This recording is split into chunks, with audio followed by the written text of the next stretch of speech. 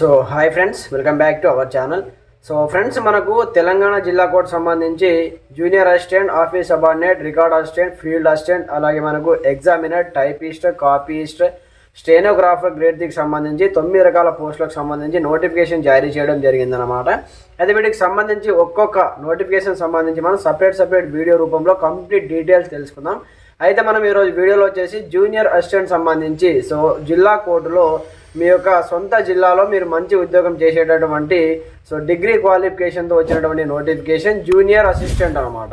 ఈ junior assistant పోస్టులకు ఏ విధంగా అప్లికేషన్ పెట్టుకోవాలి, ఏజ్లో లిమిట్స్ ఎంతవరకు ఇవ్వడం జరిగింది, అప్లికేషన్ ప్రాసెస్ ఏంటి, అప్లికేషన్ ఫీజు ఎంత ఉంటుంది, క్వాలిఫికేషన్ డీటెయిల్స్ ఏంటి, ఎప్పటి నుంచి అప్లికేషన్ స్టార్ట్ అవుతుంది, ఎప్పుడు ఎండ్ అవుతుంది, అప్లికేషన్ ఫీజు ఎంత, అలాగే వాటికి సంబంధించి సబ్జెక్ట్ ఎంత, మనకు ఎన్ని మార్కుల క్వశ్చన్ పేపర్ ఉంటుంది, ఎన్ని మార్కులు మనకు వస్తే మనం క్వాలిఫై అవుతాము, సో ఎలా చదవాలి, వాటికి సంబంధించి కంప్లీట్ డీటెయిల్ ఇన్ఫర్మేషన్ నేను ఈ వీడియోలో మీకు ఎక్స్ప్లెయిన్ చేస్తాను.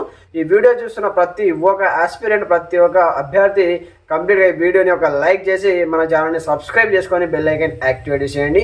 అలాగే మీకు ఎలాంటి సందేహాలు ఉన్నా, ఎలాంటి ఇన్ఫర్మేషన్ అప్డేట్స్ వీడియోస్ మీరు చూడాలన్నా ముందుగా మన ఛానల్ని సబ్స్క్రైబ్ చేసుకోండి. అప్పుడే నేను చేసేటటువంటి డైలీ వీడియోస్ మీరు ముందుగా చూడొచ్చు అనమాట. అయితే సో మీరు చేసేటటువంటి ఒక లైక్ అండ్ ఒక సపోర్ట్ నాకు మోటివేషన్ ఇస్తుంది. కాబట్టి ఈ వీడియోని లైక్ అండ్ సపోర్ట్ చేసేసి కింద హైప్ అనే ఆప్షన్ వస్తుంది, దానిపైన ట్యాప్ చేసేయండి. కొన్ని పాయింట్స్ యాడ్ అవుతాయి. మన ఛానల్ కొంచెం గ్రోత్ అవ్వడానికి సో హైప్ అనే కొన్ని ఆప్షన్స్ వస్తాయన్నమాట, దానిపైన ట్యాప్ చేయండి. అలాగే ఈ వీడియో మీకు ఏ మాత్రం హెల్ప్ఫుల్ అయినా మీ ఫ్రెండ్స్ అండ్ ఫ్యామిలీ మెంబర్తో షేర్ చేయండి. అలాగే ఈ ఉద్యోగానికి సంబంధించి ఏ విధంగా అప్లికేషన్ పెట్టుకోవాలి కింద కామెంట్ సెక్షన్లో కామెంట్ చేయండి. సో ప్రతి ఒక్క డీటెయిల్ ఇన్ఫర్మేషన్ మన వీడియోలో తెలుసుకుందాం. Let's start our topic. Friends, ఇది మనకు జూనియర్ అసిస్టెంట్ సంబంధించి అఫీషియల్ నోటిఫికేషన్ అన్నమాట. ఇక్కడ చూసుకోవచ్చు. సో నోటిఫికేషన్ నెంబర్ వచ్చేసి 2 అన్నమాట. అలాగే మనకు ఎస్టర్డే రిలీజ్ చేయడం జరిగింది జూనియర్ అసిస్టెంట్.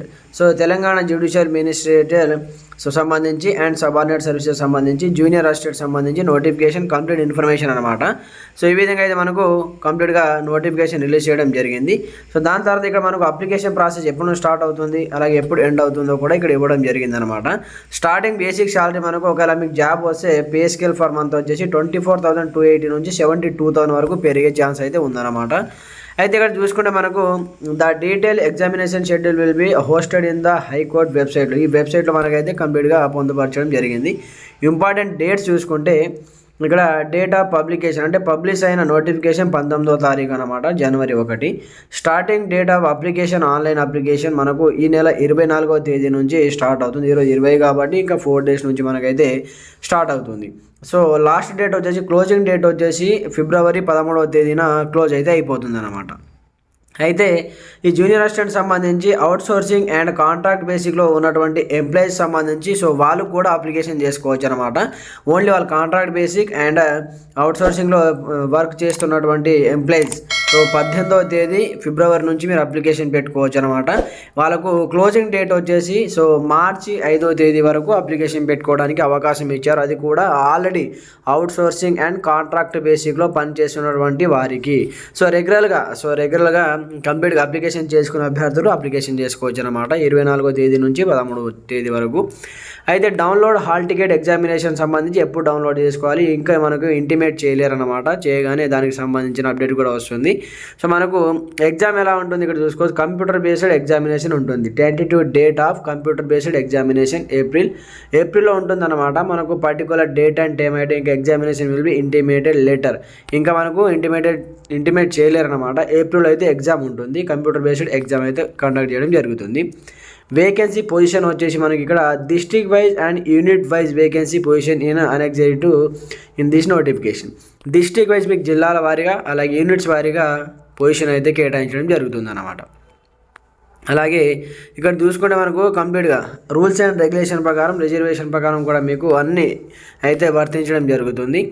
అలాగే ఎడ్యుకేషన్ క్వాలిఫికేషన్ ఏ విధంగా ఉంటుందంటే ఇక్కడ చూసుకుంటే మనకు must have passed bachelor degree of any university in India established on incorporated by or under a central act, state act or provisional act and institution recognised by the university grants commission or any equivalent examination. So మీరు ఏ university నుంచి అయినా సరే so bachelor degree complete చేసి ఉండాలి. But recognised ఉన్నటువంటి university నుంచే మీరు కంప్లీట్గా డిగ్రీ పట్టా పొంది ఉండాలి. సో బీకామ్ కంప్యూటర్స్ కావచ్చు, బీఎస్సీ కంప్యూటర్ కావచ్చు, అలాగే బీబీఏ కావచ్చు, బీఈ కావచ్చు, బీఏ కావచ్చు, ఎంఎస్సీ కావచ్చు, ఈ విధంగా బీఎస్సీ కావచ్చు, ఎనీవే సో ఎనీ డిగ్రీ అనమాట. డిగ్రీ అయితే కంప్లీట్ ఉండాలి. ఈ జూనియర్ అసిస్టెంట్ ఉద్యోగం చేయాలంటే డిగ్రీ 100% క్వాలిఫై అయ్యి ఉండాలన్నమాట. అలాగే రికగ్నైజ్డ్ యూనివర్సిటీ నుంచి మీరు సో పట్టా పొంది అయితే ఉండాలన్నమాట. కంప్లీట్గా సర్టిఫికేట్ అయితే ఉండాలి మీ దగ్గర.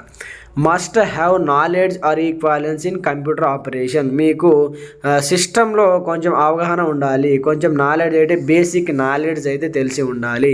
సో ఇప్పుడు ఈ జనరేషన్ ప్రతి ఒక్కరికి సిస్టమ్ గురించి తెలుసు కాబట్టి సో సిస్టమ్ సంబంధించి బేసిక్ నాలెడ్జ్ ఉండాలి. ఒకవేళ మీరు డిగ్రీలో బీకామ్ కంప్యూటర్స్ కావచ్చు, ఈ విధంగా బీఎస్సీ కంప్యూటర్స్, ఎంఎస్సీ కంప్యూటర్స్ కావచ్చు తీసుకున్న వాళ్ళకు అవసరం లేదనమాట. ఒకవేళ ఉంటే కూడా సర్టిఫికేట్ ఉంటే కూడా పర్వాలేదు, లేకపోయినా పర్వాలేదు. ఒకవేళ ఉన్న వాళ్ళు డీసీఏ సర్టిఫికేట్ లేదా పీజీడీసీఏ సర్టిఫికేట్ ఉంటే సరిపోతుందన్నమాట. So 6 months or 1 year experience ఉన్నటువంటి సర్టిఫికేట్ ఉన్నా సరిపోతుంది, ఒకవేళ లేకపోయినా సరిపోతుంది, ఉంటే పెట్టవచ్చు అనమాట.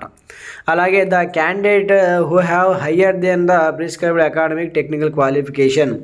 అలాగే certificate of the time verification original certificate verification అప్పుడు మీరు ఎగ్జామ్ రాసి సెలెక్ట్ అయితే ఒరిజినల్ సర్టిఫికేట్ అయితే అడుగుతారనమాట. అయితే జస్ట్ వెరిఫికేషన్ కోసం. సో ఇక్కడ సో అర్థమైంది కదా, డిగ్రీతో పాటు ఏదైనా సో టెక్నికల్ కోర్స్ కంప్యూటర్ చేసి ఉంటే ఆ సర్టిఫికేట్ ఉంటే చాలు, లేకపోతే లేదు. But any degree any university నుంచి మీరు రికగ్నైజ్డ్ యూనివర్సిటీని పట్టా పొంది ఉండాలి.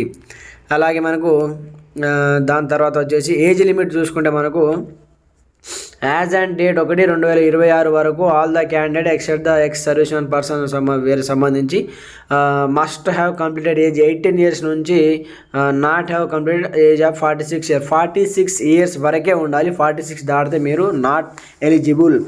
18 సంవత్సరాల నుంచి 46 సంవత్సరాలు ఉన్నటువంటి అభ్యర్థినులు కంప్లీట్గా ఈ జాబ్కి అప్లికేషన్ అయితే పెట్టుకోవచ్చు అనమాట.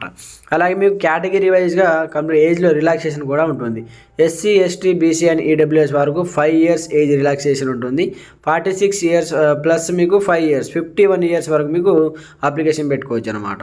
అలాగే ఫిజికల్ హ్యాండిక్యాప్డ్ వాళ్ళకు 10 years అయితే ఏజ్లో రిలాక్సేషన్ అయితే ఇవ్వడం జరుగుతుంది అనమాట. అలాగే ఇక్కడ కంప్లీట్ నోటిఫికేషన్ ఇచ్చారు. రిజర్వేషన్ ఏ విధంగా ఉంటుందంటే ఇక్కడ చూసుకోవచ్చు, ఎస్సీ, ఎస్టీ, బీసీ వాళ్ళకి సంబంధించి 40% అయితే రిజర్వేషన్ అయితే మీకు కంప్లీట్గా 40% మార్క్స్ అయితే తెచ్చుకోవాల్సి ఉంటుందన్నమాట. ఇక్కడ కంప్లీట్ మెథడ్ ఆఫ్ రిక్వైర్మెంట్ ఏ విధంగా ఉంటుంది. The computer based examination will be of the standard concept with the minimum educational qualification graduation. Question paper చూడండి, మీకు గ్రాడ్యుయేషన్ లెవెల్లోనే కంప్లీట్గా ఈ క్వశ్చన్ పేపర్ అయితే రావడం జరుగుతుంది. మెథడ్ ఆఫ్ రిక్వైర్మెంట్ ఎలా ఉంటుందంటే కంప్యూటర్ బేస్డ్ ఎగ్జామినేషన్ ఉంటుంది, బట్ మీకు గ్రాడ్యుయేషన్ సంబంధించి ఆ టైప్లో మీకైతే క్వశ్చన్ పేపర్ అయితే రావడం జరుగుతుంది అనమాట. Computer based examination shall be objective type with multiple choice questions ఉంటాయి. ఒక క్వశ్చన్ ఇచ్చేసి దానికి 4 ఆన్సర్స్ అయితే ఇస్తారనమాట. ఏది కరెక్టో మనం చూస్ చేసి పెట్టవలసి ఉంటుంది అనమాట. దాన్ని objective type multiple choice question అంటారు. అలాగే the computer based examination will B 100 questions మీకు ఈ ఎగ్జామ్ అయితే కండక్ట్ చేస్తారు. సో నిర్వహించడం జరుగుతుంది. 100 మార్కుల ప్రశ్నపత్రం, 60 questions మనకు జనరల్ నాలెడ్జ్ నుంచే ఇవ్వడం జరుగుతుంది. సో ఫ్రెండ్స్ ఇది గమనించాలి, జీకే మీద ఎక్కువ ఫోకస్ పెట్టాలి అండ్ ఇంగ్లీష్ మీద కూడా ఎక్కువ ఫోకస్ అయితే పెట్టవలసి ఉంటుంది. జనరల్ నాలెడ్జ్ నుంచి మీకు 60 మార్కులు అయితే ప్రశ్నలు అయితే వస్తాయి. అలాగే 40 questions 40 ప్రశ్నలు వచ్చేసి మీకు general English and each question will be carry 1 mark. అయితే ఇంగ్లీష్ నుంచి 40 ప్రశ్నలు, జీకే నుంచి 60 ప్రశ్నలు, మొత్తం మీకు 100 మార్కుల పేపర్ అనమాట. ఈచ్ వన్ ఒక క్వశ్చన్కి 1 మార్క్ అయితే ఉంటుంది. నెగిటివ్ మార్కులు ఏం లేవన్నమాట. మీరు కరెక్ట్ పెడితేనే 1 క్వశ్చన్, తప్పు పెడితే 1 మార్కు పోతుంది అనమాట. ఈ విధంగా 100 మార్కులకి అయితే ప్రశ్నపత్రం ఉంటుంది. అలాగే వీటికి సంబంధించి general knowledge subject the question paper will be made available in 2 languages, Telugu and English. ఈ జనరల్ నాలెడ్జ్ క్వశ్చన్ వచ్చేసి క్వశ్చన్ పేపర్ మీకు తెలుగు ఇంగ్లీష్ 2 లాంగ్వేజెస్లో మీకు అయితే క్వశ్చన్ పేపర్ అయితే ఉంటుందన్నమాట. దాని తర్వాత the minimum qualifying marks be secured in the computer based examination shall be 40% for OC వాళ్ళకు 40% అయితే వాళ్ళు కంప్లీట్గా 80 మార్క్స్ తెచ్చుకోవాలి. అండ్ ఈడబ్ల్యూఎస్ క్యాండిడేట్స్ 35 మార్క్స్ అంటే వాళ్ళు 75 తెచ్చుకోవాలి. బీసీ క్యాండిడేట్కు 30% అంటే వాళ్ళు 60 అబోవ్ తెచ్చుకోవాలి. ఎస్సీ ఎస్టీ వాళ్ళకి సంబంధించి అంటే కంప్లీట్గా మనకి ఇక్కడ చూసుకుంటే మనకు 40% వచ్చేసి ఓసీ అండ్ ఈడబ్ల్యూఎస్ వాళ్ళకు కంప్లీట్గా మనకైతే ఈ విధంగా ఇవ్వడం జరిగింది. 40%, 35%, 30% for SC ST and pH వాళ్ళకు, మనకు ఈడబ్ల్యూఎస్ వాళ్ళకు 35%, ఓసీ వాళ్ళకు 40% అనమాట. ఈ విధంగా వీళ్ళు 60 అబోవ్ మార్క్స్ తెచ్చుకోవాలి, వీళ్ళు 80 అబోవ్, వీళ్ళు 75 అబోవ్ మార్క్స్ అయితే తెచ్చుకున్న వాళ్ళకు జాబ్ అయితే 100% అయితే రావడం జరుగుతుంది అనమాట. ఇది మనకు వీటికి సంబంధించి కంప్లీట్ ఇన్ఫర్మేషన్ అనమాట ఇక్కడ చూసుకోవచ్చు. అలాగే మనకు ఇక్కడ చూసుకుంటే కంప్లీట్ ఒకసారి మీరు నోటిఫికేషన్ అయితే చదవండి, దాని తర్వాత మీకు కంప్లీట్ ఇన్ఫర్మేషన్ అర్థమైపోతుంది. ఎగ్జామినేషన్ ఫీ ఎలా ఉంటుంది?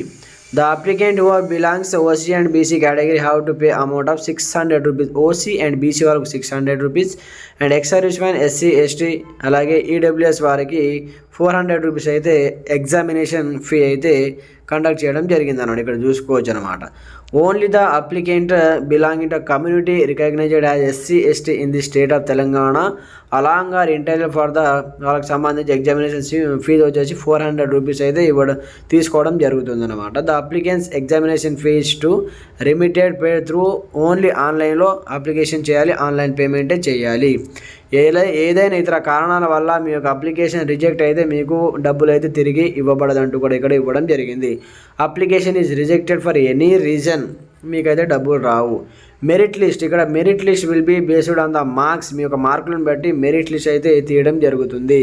2 or more candidate get equal number of marks in the examination. ఏదైనా ఇద్దరు వ్యక్తులు సేమ్ మార్కులు ఒకవేళ వచ్చినట్లయితే వాళ్ళని ఏ విధంగా క్యాలిక్యులేట్ చేస్తారంటే ఏజ్ చూస్తారు, ఎవరికి ఏజ్ ఎక్కువ ఉంటే వాళ్ళకి ఇవ్వడం జరుగుతుంది. డాక్యుమెంట్ వెరిఫికేషన్ సంబంధించి సర్టిఫికేట్ కావచ్చు, అలా మనం కంప్లీట్ ఇన్ఫర్మేషన్ అనేది ఇందులో ఉంటుందన్నమాట. దాని తర్వాత డిస్ట్రిక్ట్ వైజ్ జిల్లాల వారీగా ఎన్నెన్ని పోస్టులు ఉన్నాయో ఒకసారి చూద్దాం మనం. ఇక్కడ జూనియర్ అసిస్టెంట్ సంబంధించి ఆదిలాబాద్లో సంబంధించి ఇక్కడ చూసుకుంటే మనకు category wise EWS 1, OC 1, BCC 1, SC 1, టోటల్గా 4 పోస్టులు ఉన్నాయి. దాని తర్వాత భద్రాద్రి కొత్తగూడెంలో ఓపెన్ కేటగిరీలో 1, ఈడబ్ల్యూఎస్ 1, ఓసీ 1, టోటల్గా 3 పోస్టులు ఉన్నాయి. అలాగే మనకు సిబిఐ హైదరాబాద్ సంబంధించి ఓపెన్ కేటగిరీలో 1 పోస్ట్ ఉంది. దాని తర్వాత సిటీ సివిల్ కోడ్ హైదరాబాద్ సంబంధించి ఓపెన్ కేటగిరీలో 1, EWS 1, BCA 1, BCB 1, SC general 1, ST 1, టోటల్గా 7 పోస్టులు ఉన్నాయి. ఈ విధంగా ఒకసారి మీరు చూడండి కంప్లీట్గా ఏ జిల్లాలో ఎన్నెన్ని పోస్టులు ఉన్నాయో ఒకసారి మీరు అయితే చూడండి అనమాట, చూస్తే మీకు అర్థమైపోతుంది. మనం ప్రతి జిల్లా గురించి తెలుసుకుంటా పోతే వీడియో చాలా లెంగ్తీ అయిపోతుంది అనమాట. ఇక్కడ మెదక్ డిస్ట్రిక్ట్ సంబంధించి ఈడబ్ల్యూఎస్ వాళ్ళకు 1, బీసీబీ వాళ్ళకు 1, ఎస్టీ వాళ్ళకు 1, టోటల్గా 4 పోస్టులు అయితే ఉన్నాయి. ఒకవేళ ఇక్కడ ఓపెన్ కేటగిరీలో లేకపోతే మీరు ఏ జిల్లా వారైనా సరే మీకు ఓపెన్ కేటగిరీలో పోస్టులు లేకపోతే మీరు ఆ జిల్లా విడిచి వేరే డిస్ట్రిక్ట్లో అప్లికేషన్ పెట్టుకోవచ్చు అనమాట. వేరే డిస్ట్రిక్ట్లో మీరు అప్లికేషన్ ఓపెన్ కేటగిరీలో పెట్టుకోవచ్చు. ఏ డిస్ట్రిక్ట్ వాళ్ళైనా సరే ఓపెన్ కేటగిరీలో మీరు అప్లికేషన్ అయితే పెట్టుకోవచ్చు అనమాట. ఫర్ ఎగ్జాంపుల్ ఇక్కడ మెదక్లో మీకు ఓపెన్ కేటగిరీలో లేవు, రంగారెడ్డి అనుకుందాం, మహబూబ్ నగర్ అనుకుందాం, లేదా భద్రాద్రి కొత్తగూడెం అనుకుందాం, అక్కడ ఓపెన్ కేటగిరీలో 20 లేకపోతే 10 పోస్టులు ఉన్నాయనుకోండి. మీరు అక్కడ అప్లికేషన్ పెట్టుకోవచ్చు ఓపెన్ కేటగిరీలో. మీరు ఫస్ట్ అయితే అప్లికేషన్ పెట్టుకోండి. జాబ్ వస్తుందా లేదా అని తర్వాత విషయం, మెరిట్ మార్క్స్ వస్తే మీకు అది ఇవ్వడం జరుగుతుంది. దాని తర్వాత ఇక్కడ చూసుకుంటే మనకు మేడ్చల్ మల్కాజ్గిరిలో చూసుకుంటే ఓపెన్ కేటగిరీలో 22 పోస్టులు ఉన్నాయి. 22 పోస్టులకు మీరు అప్లికేషన్ పెట్టుకోవచ్చు ఓపెన్ కేటగిరీలో. మేడ్చల్ డిస్ట్రిక్ట్ సంబంధించి మీరు అప్లికేషన్ పెట్టండి ఓపెన్ కేటగిరీలో. మీ యొక్క డిస్ట్రిక్ట్లో లేకపోతే ఓపెన్ కేటగిరీలో మీరు అప్లికేషన్ పెట్టుకోవచ్చు, ప్రాబ్లం ఏమీ లేదు.